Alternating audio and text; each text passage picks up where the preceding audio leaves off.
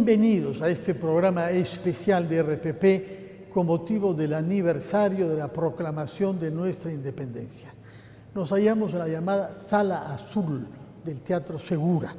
En su momento, durante la época colonial, fue Corral de Comedias, luego se llamó Coliseo, luego Teatro Principal, y es en el siglo XX que se le da como nombre el nombre de uno de los grandes autores de teatro del siglo XIX, Manuel Asensio Segura. La Sala Azul fue en su momento un vestíbulo, un sitio de estar para que el público que venía a las representaciones de teatro o de música pudiera pasar un momento antes de pasar a la sala, eventualmente tomar un café. En este momento hay una pieza muy importante en esta sala que vamos a mostrarles después, pero quisiera comenzar mostrándoles uno de los retratos más emblemáticos del general San Martín, libertador del Perú, hecho por el pintor peruano Daniel Hernández. Lo tenemos acá y es un cuadro que excepcionalmente se representa a San Martín con todas sus condecoraciones, que no solía llevarlas, al menos no juntas.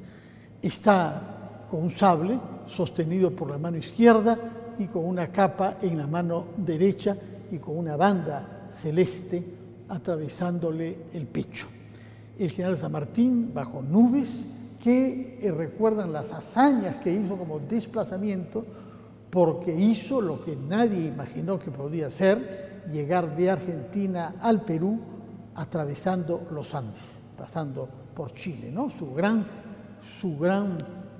trayecto subiendo por los Andes con su ejército formado en Argentina es una de las hazañas, sin duda. Esas nubes se refieren a eso, porque como sabemos en Lima no hay nubes de ese tipo. Nos vamos a acercar a ver una pieza muy importante que tiene que ver con la carrera militar del general San Martín, que es un calco, como el autor gusta llamarlo, del sable corvo que él utilizó.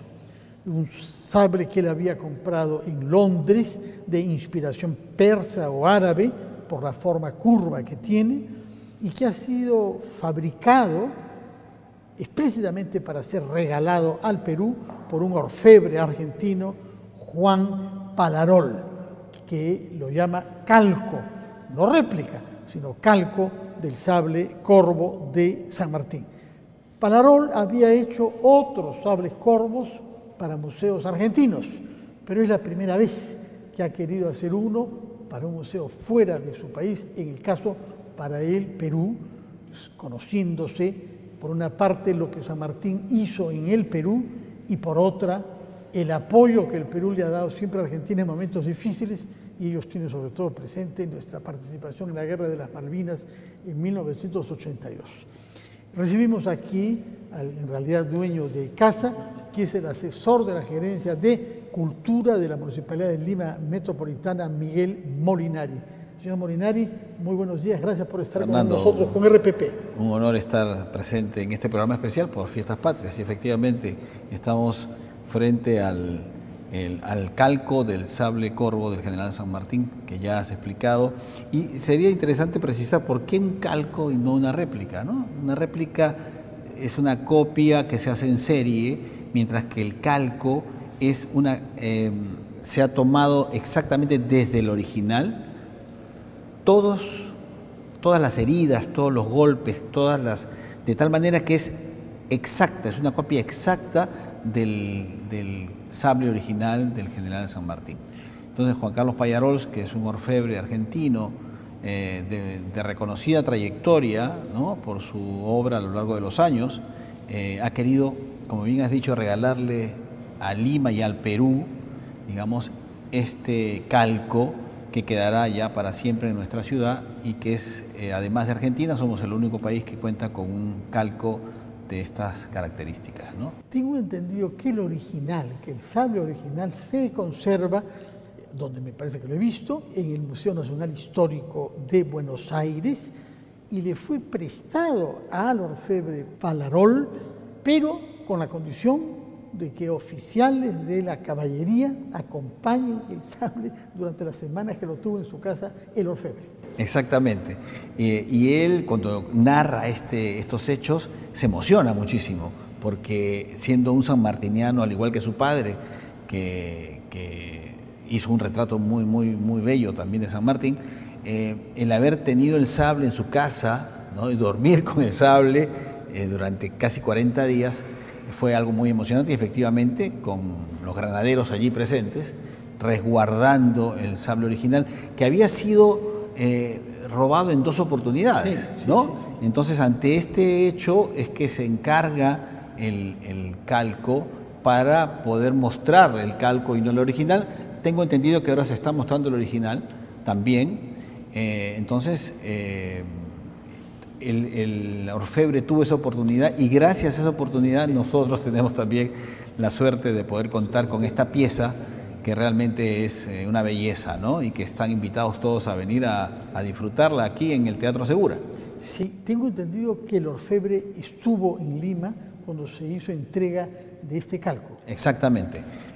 Juan Carlos Pallarols vino por unos días, y el día 4 de julio, en una ceremonia con el alcalde, el ingeniero Rafael López Aliaga, se hizo entrega oficial del sable en el Palacio Municipal de Lima, en un acto donde estuvo también presente la ministra de Cultura, estuvo presente el embajador de Argentina, el proyecto bicentenario, oficiales de la Marina, de la Policía, en fin, hubo una ceremonia muy bella donde se interpretó el himno nacional del Perú, y también se interpretó el himno a San Martín, que es un himno que describe, digamos, la hazaña del general San Martín, y que menciona nuestra bella ciudad de Lima. De acuerdo. Este es un lugar que además está asociado realmente con la vida de San Martín, porque él estuvo presente en este teatro en septiembre de 1821, Así es, cuando se canta por primera vez lo que debía ser el himno nacional. En realidad creo que se cantaron, tú no lo vas a contar, varias posibilidades, y San Martín escogió. Cuéntanos, por favor, cómo tuvo lugar esa velada. Exactamente, eso fue el 23 de septiembre de 1821, en este mismo escenario, en este lugar, cantando la soprano Rosa Merino, la primera gran soprano peruana, dirigiendo la orquesta el compositor Bernardo Alcedo, y estando presente de la Torre Ugarte, el autor de la letra. Ante la interpretación vibrante de Rosa Merino, el general San Martín se levantó y dijo: esta es la marcha nacional.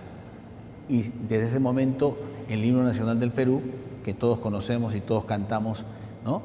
Es verdad que en el tiempo muchas de las estrofas, ¿no?, de las 7 estrofas del himno nacional se han ido modificando o dejando de interpretarse, ¿no? Por muchos años interpretamos también una estrofa apócrifa, ¿no? Hasta que ahora, en estos últimos tiempos, se interpreta la última estrofa del himno, la sexta estrofa, ¿no?, la sexta estrofa del himno nacional del Perú. Ahora, no hay una versión original de lo que compuso Alcedo y escribió de la Torre Ugarte. Efectivamente, la partitura original se perdió, ¿no? La partitura original con que se dirigió esa noche de septiembre de 1821, Alcedo va contratado como maestro de capilla, maestro de la Catedral de Santiago de Chile, y en ese tiempo el himno es interpretado por distintas bandas, orquestas, ¿no?, y sufre algunas alteraciones. Él regresa, presenta una partitura hacia 1862 aproximadamente, pero no es hasta que llega Claudio Revaliati, músico italiano, que hace una revisión, ¿no?, y un trabajo con la aprobación de Bernardo Alcedo, y editan la versión para piano, la versión para orquesta y la versión para banda. Y desde ese momento es la versión oficial del himno nacional del Perú. Miguel Molinari, usted es un especialista de música, sobre todo ópera, es cierto. Por eso quiero preguntarle, ¿por qué le gustó tanto San Martín? Y nos sigue gustando a los peruanos 202 años después tanto el himno nacional del Perú. ¿Qué tiene en su Bueno, yo creo que es musicalmente de una factura extraordinaria. Es un himno de los más bellos, creo yo, del mundo. ¿no? Bernardo Balcedo creo que es un músico que no ha sido lo suficientemente valorado como músico, no solo como compositor del himno nacional, sino compositor de misas y de obras de gran factura. En Santiago de Chile es uno de los músicos que influenció grandemente al desarrollo de la música en Chile y así es reconocido allá. Y yo creo que todavía falta por descubrir la obra de este gran compositor peruano que fue José Bernardo Balcedo.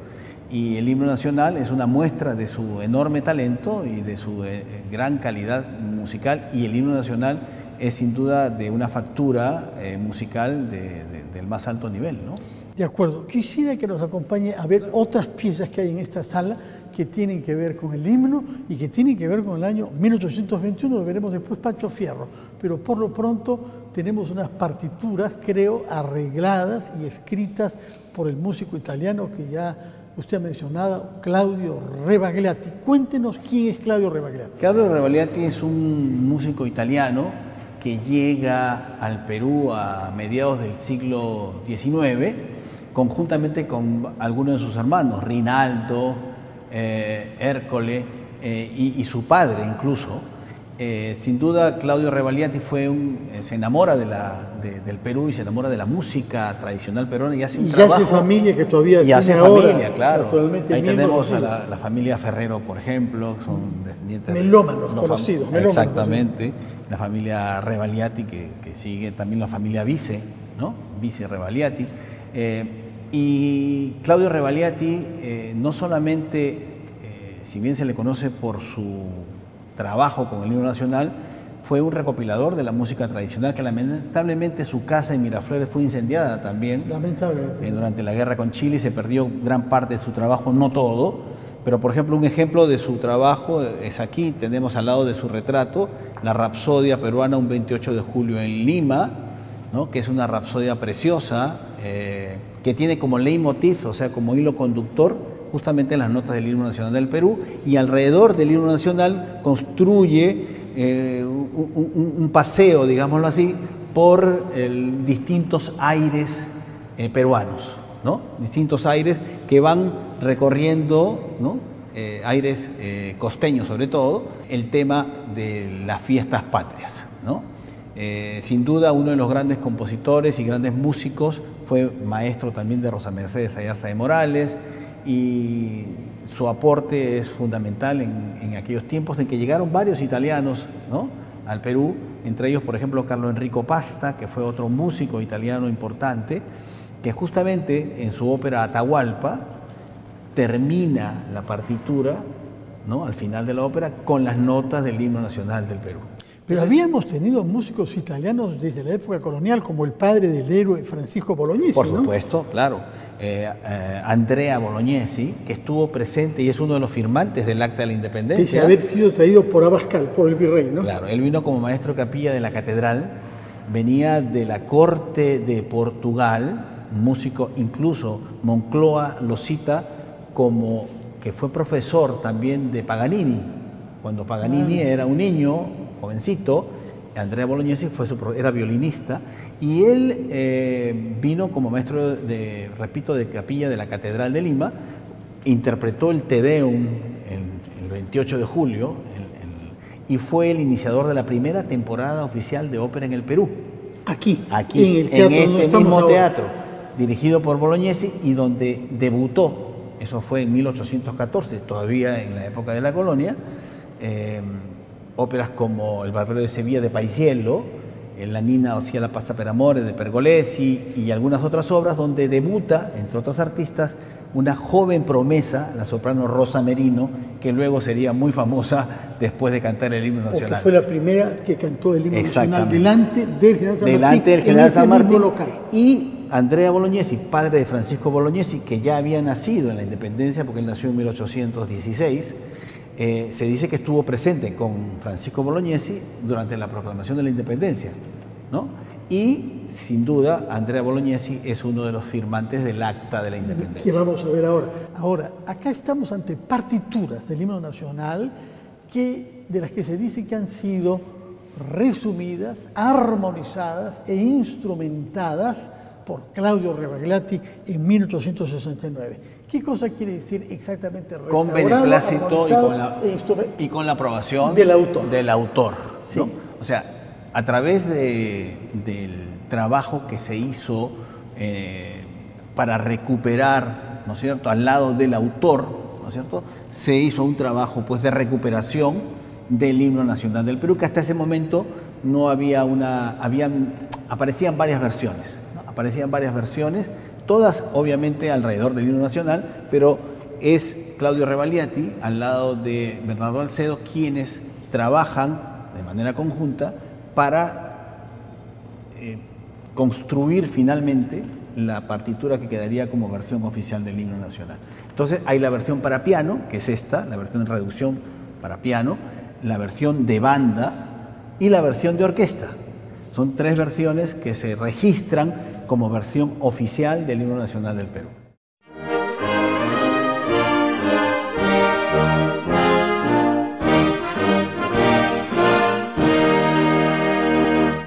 Hemos hablado sobre música, ahora quisiera que hablemos, antes de terminar con la historia misma, con documento histórico importantísimo, de artes plásticas. Porque acá hay imágenes de Pancho Fierro, acuarelas de Pancho Fierro, algunas de las cuales fueron hechas y representan 1821. Exactamente. Dinos una palabra sobre Pancho Fierro, por favor. Bueno, Pancho Fierro fue un gran artista mulato que sin duda su calidad quedó plasmada en estas hermosas acuarelas que, si tendríamos que hacer un paralelo, tendríamos que compararlas con las tradiciones de Ricardo Palma.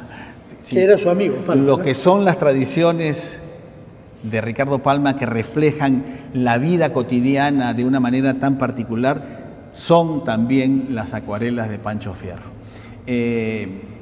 Estas acuarelas seleccionadas, que forman parte de la colección de la Pinacoteca de Lima, fueron recibidas, ¿no?, por la hija de Ricardo Palma. Estas forman parte de la colección de don Ricardo Palma. Don Ricardo Palma, que era un gran admirador, como bien dices, amigo de Pancho Fierro, tenía una colección excepcional y que, como podemos ver, muchas de sus acuarelas tienen estos apuntes que fueron escritos por Ricardo Palma. Hay algunos estudiosos que dicen que no hay la certeza, pero muchos, la mayoría, digamos, confirman el hecho de que fueron escritos por Ricardo Palma. Estas acuarelas fueron escogidas, repito, porque todas ellas reflejan, ¿no es cierto?, la época de la independencia, la manera en que se celebraba la independencia en esos... Con un énfasis puesto en nuestros compatriotas afroperuanos, ¿no? Porque son procesiones de afroperuanos llevadas a cabo en 1821, ¿no? Exactamente. Por otra parte, acá tenemos una acuarela que representa el escudo nacional, del cual se dice que fue el original, diseñado o decretado por San Martín, pero que tuvo vigencia solamente hasta el 24, cuando fue reemplazado por el que usamos ahora, ¿no? Sí, es muy interesante poderlo apreciar y gracias a la genialidad de Pancho Fierro, que pudo dibujarlo, ¿no?, y presentarlo y poderlo ver después de tantos años aquí es una maravilla, ¿no? Tenemos el mar, tenemos los Andes, tenemos el sol y encima el árbol de la quina con un cóndor y un camélido. Un camélido, bandera del Perú, pero también de Chile y de Argentina, ¿no? Mientras que acá lo que ha representado Pancho Fierro en 1821 es un oficial de lo que él llama el Ejército Argentino Chileno, que nosotros llamamos Ejército Libertador. El Ejército Libertador, exactamente. Bueno, ahora sí vamos a un documento fundamental, Miguel Molinari, puesto que es la base misma de nuestra independencia, el Acta de la Independencia, que es un documento redactado por patriotas, sobre todo creo que por el señor Pérez de Tudela, y firmado porque quedó en la municipalidad durante 2 semanas para que los ciudadanos pasen y firmen. Y hubo más de 3.000. Acá podemos ver algunos de las firmas. Dinos una palabra sobre Exactamente. Bueno, Acta de este Independencia. Es el original. Es el original, es un documento pues que tiene un valor incalculable, es una de las piezas más valiosas y que ha salido del Palacio Municipal, me parece muy rara vez. Hemos querido en esta ocasión traerlo a esta exposición, acompañado de los tinteros de plata con que se firmó el acta. Estos son los tinteros originales que datan de 1790, ¿no? Y que sirvieron para que se firmara, ¿no?, el acta de la independencia. Aquí firmaron, como bien has dicho, grandes personalidades, pero también los ciudadanos que están representados en ese retrato de un firmante del acta. Bueno, es un gusto poder ver el acta que nos proclama por la voluntad general de los pueblos libres e independientes, ¿no? Y firmadas por peruanos de horizontes sociales diferentes, porque uno ve nombres de todo tipo, ¿no? De la costa, de la sierra y de la selva. Y que esté acceso de todos los que puedan venir acá a la exposición para que la disfruten y puedan reencontrarse con su historia, ¿no? Y cómo hace más de 200 años ya nuestros compatriotas, nuestros antepasados, ¿no?, decidieron dar el paso y decir yo firmo el acta de independencia, que es breve, que es concisa y que va a dar lo esencial, que rompemos todo vínculo con una potencia colonial. Exactamente, y por eso es también el gran cariño que se le tiene al general San Martín, ¿no? Sí. Porque fue él el que dio ese paso y el que nos dio de alguna manera la libertad.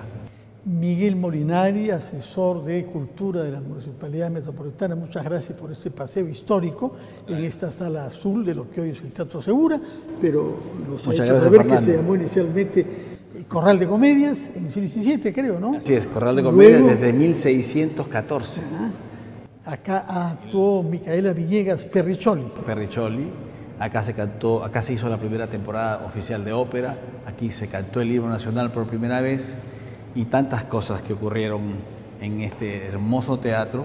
Y este Salón Azul, que creo que a partir de ahora deberá llamarse la Sala del General San Martín. Y con ese motivo creo que nos acercamos para despedirnos del General San Martín, representado en este cuadro magnífico de Daniel Hernández, a los 44 años de edad, que es la edad que tenía cuando se marchó del Perú, ¿no? Así es. 44 años y posa satisfecho de lo que ha hecho. Renunció, tuvo esa grandeza, ¿no?, de renunciar y partir. Ni siquiera pudo retornar a Argentina, encontró situaciones complejas allí, políticas y militares, y decidió seguir rumbo y nunca regresó. Nunca pudo regresar, aunque fue su deseo, regresar a su país. Y fue solicitado, creo, cuando por varias partes opuestas, y siempre decía, mi sable, este que hemos visto acá, cuya copia, cuyo calco, solamente sirve para la unión y para la libertad. Nunca tomaré partido por facciones. Exactamente. Y en París es interesante cómo él, digamos, gracias a la participación de su amigo Fernando de Aguado, ¿no?, encuentra también el respaldo y el apoyo que le permitieron tener una vida digna, ¿no? Que había sido compañero de estudios en la Escuela Militar de España y combatieron juntos contra las tropas de Napoleón, ¿no? Exactamente, y luego San Martín pasó a ser también, cuando fallece de Aguado, el protector de sus hijos y albacea de sus bienes. Y creo que vinculado a ese título con Rossini, que también era un amigo de Aguado y que compuso una obra musical por el bautismo de una de las hijas de Aguado, del cual San Martín era padrino. Exactamente, y se dice que muchas veces en el palco de Aguado en la Ópera de París estaban como sus invitados, a un lado Gioachino Rossini y al otro lado el general San Martín. Bueno, muchas gracias por darle siempre este contenido musical a la historia del Perú, porque el himno nacional realmente expresa quizá tanto como el acto de independencia que hemos visto. Muchísimas gracias. Molinari, os repito, asesor cultural de la Municipalidad Metropolitana, muchísimas gracias. Muchas gracias. Y felices fiestas patrias. Felices fiestas patrias. Gracias. A todos. Ha sido un programa extraordinario de RPP con motivo del aniversario de nuestra independencia, y le agradecemos mucho al señor Miguel Molinari, no solamente por su amor y por su conocimiento de música, sino por habernos hecho un paseo por esta sala que tiene que ver también con documentos históricos y con artes plásticas. Muchas gracias por su sintonía.